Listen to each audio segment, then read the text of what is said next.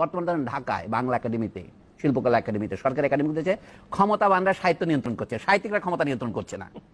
মানে এইটাই হচ্ছে আমাদের ক্ষমতাবানরা জ্ঞানী হওয়ার চেষ্টা করছে, জ্ঞানীরা ক্ষমতাবান হচ্ছে না এখানে। এটা পাচ্ছে না। এই যে প্লেটোর পুরনো কথা আছে, প্লেটোর কথা ছিল, প্লেটো একবার সিরাকিউসে গিয়া ডিওনিসিয়াস বলে একজনকে ক্ষমতার উপদেশ দিতে গিয়েছিলেন। উনি বলেছিলেন না রিপাবলিকে, যতদিন পর্যন্ত না রাজারা দার্শনিক হয়ে না উঠছেন অথবা দার্শনিকরা রাজা হচ্ছেন। কিন্তু দেখা যায় কি দার্শনিকরা রাজা হন না, রাজারা দার্শনিক হয়ে ওঠে, চেষ্টা করে। হ্যাঁ, আমাদের তখন তাতে যে বিপর্যয় দেখা দেয়, তখন দেখা যায় কি এরশাদ সাহেব ক্ষমতা এসে কি করেছিলেন, কনক প্রদীপ বলে কবিতা লিখেছিলেন। আপনিও কবি মানুষ, সেই জন্য বলছি।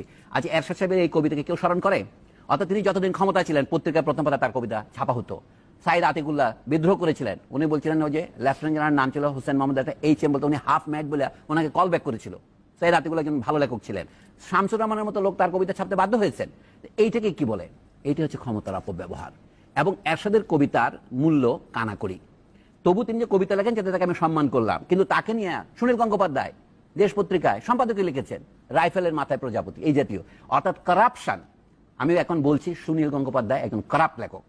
এবং এই যে কারাপ্ট লেখকরা যখন সমাজকে নিয়ন্ত্রণ করে, তখন সে রাজনীতি নিয়ন্ত্রণ করবে কারাপ্টরাই। অনেক ধন্যবাদ। আপনি শুধুমাত্র ওদেরকে গালি দিচ্ছেন কেন?